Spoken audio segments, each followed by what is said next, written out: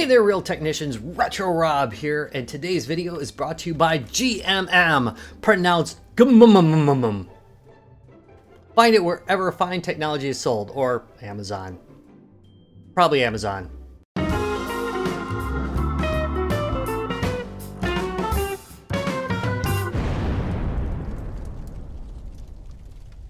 Hey there, real gamers and all you gatekeepers out there, Retro Rob here, and today we're going to be taking a look at an SSD enclosure. Now, I work a lot with these kinds of things, and there's a couple of big annoyances.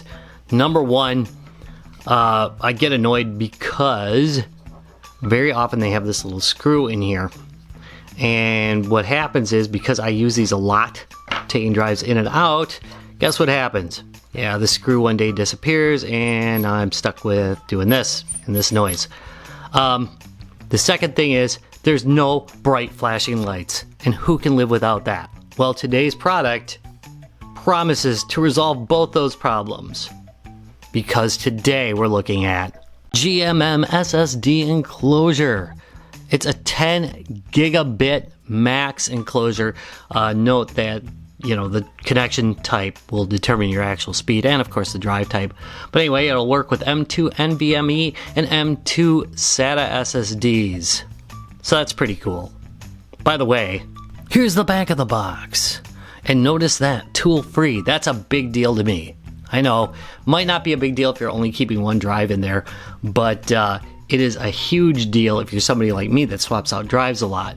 Now, some of the reasons you might want to use something like this is, number one, maybe you've got a spare one of these laying around and you want to turn it into some extra storage. It's one great thing you can do with it. These are pretty small, you can carry them around, a lot better than those big old bulky ones. But the second reason you might want to do this is if you want to make a copy of your hard drive. There is software that will clone it to an external drive, and you'll need an external drive to do that, assuming you don't have two bays in your laptop. Gonna break away a second. We'll visit Amazon here real quick and take a look at the specs as listed. This is their actual entry on Amazon. Notice that the RGB version is actually cheaper than the no RGB version, so you might as well get the RGB version and get all pretty with it. Anyway, about this item, 10 gigabits per second extreme speed. Well, 10 gigs per second, gigabits, sorry, per second. And also aluminum, thermal, and RGB design. Has an aluminum alloy shell, slim design, durable, and excellent heat dissipation. Also has the thermal pads in it. Note that I don't install it in this video because I tend to switch these out, so I don't want to keep pulling that thermal pad all the time. But if you're permanently using it, you should probably use that. Mentions the M.2 enclosure, compatible with both SATA and NVMe. Here's the sizes. That means it handles the 3 standard sizes, which I actually show you in the unboxing. And no tools, tool-free design, and finally, Type-C interface. Also, USB Type A as well. So all you're looking at here is Thunderbolt or USB 3.0. All right, that's it. Let's go on. Alrighty then, let's open this up. Here goes.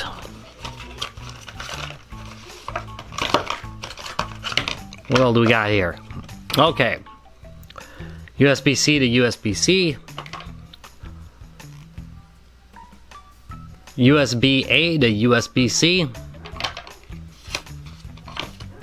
A couple of standoffs, looks like. An instruction booklet, which opens kind of backwards, but has the basics in here. This, I believe, is tape. I've seen this before. This is double-sided tape they use for installation. And then we should have the encasement itself. I don't use that double-sided, generally speaking, in mine, because, it's permanent, and I'm generally semi-permanent at best. Here we have the device itself. Oh, that's kind of cool. Wait a minute. So if I lock it,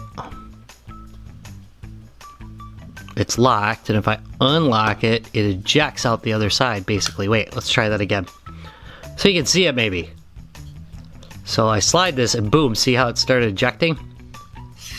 That's pretty nice.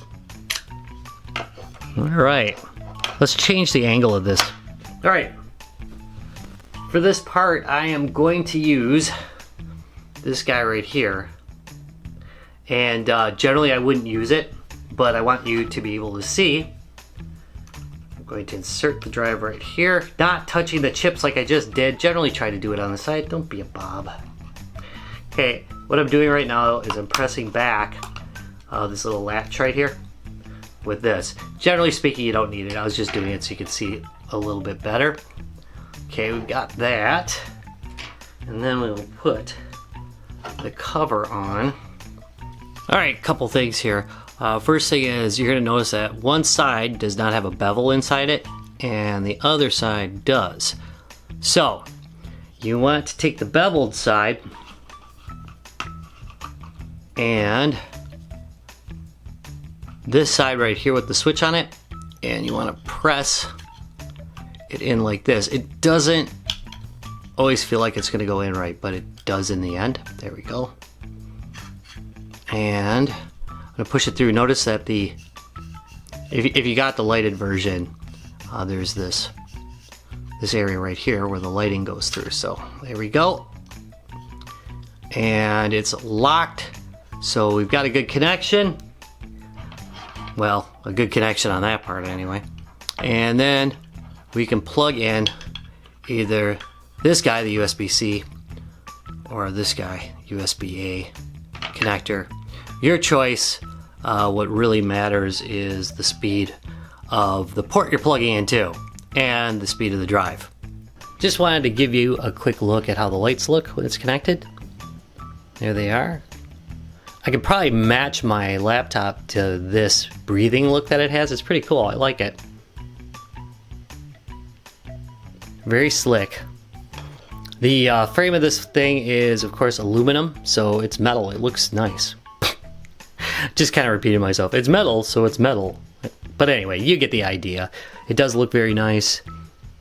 Pretty decent and attractive look. That's all I have to say about it. Let's go do some speed tests.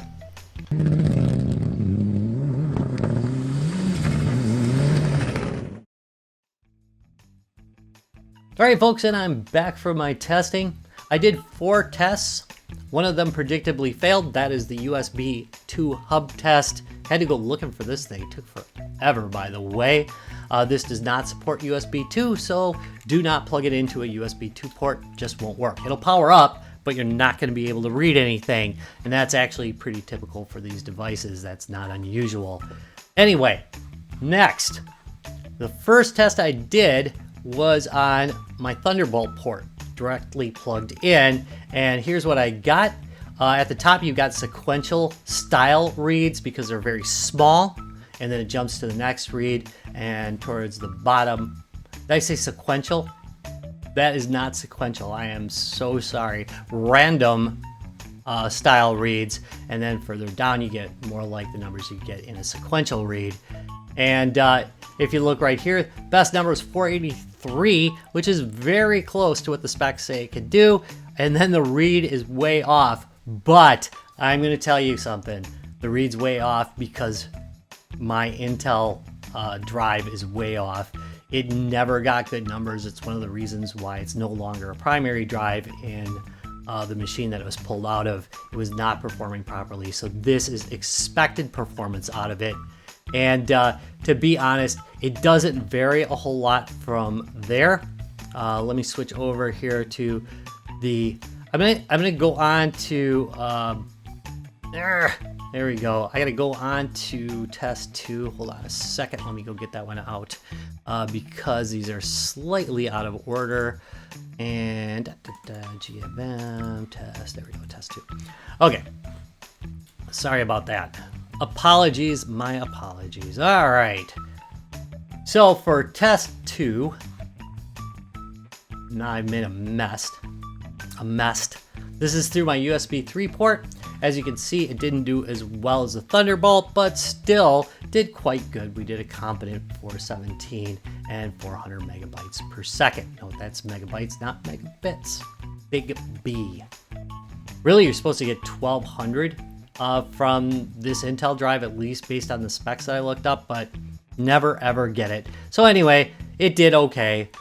And then finally, if you look, let's go on to the test just through regular USB-C. This one I did through my hub, and as you can see, very similar performance. I'd say that plugging in the Thunderbolt, if you're doing a lot of speculative read and write, you're gonna do quite a bit better.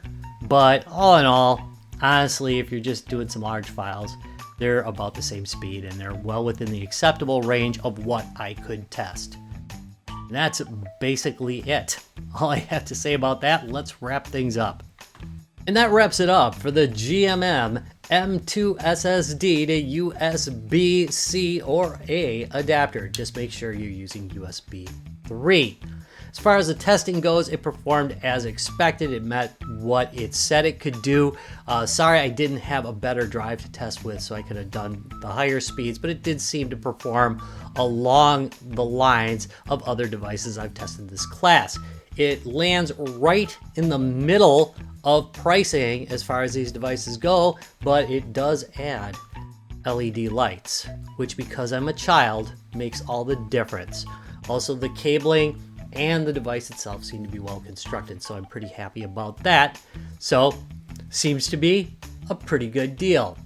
Anyway, I want to thank you very much for watching this video. If you enjoyed it, found it informative, etc., please give me a thumbs up, subscribe for more, and I'll see you in a couple days. Bye.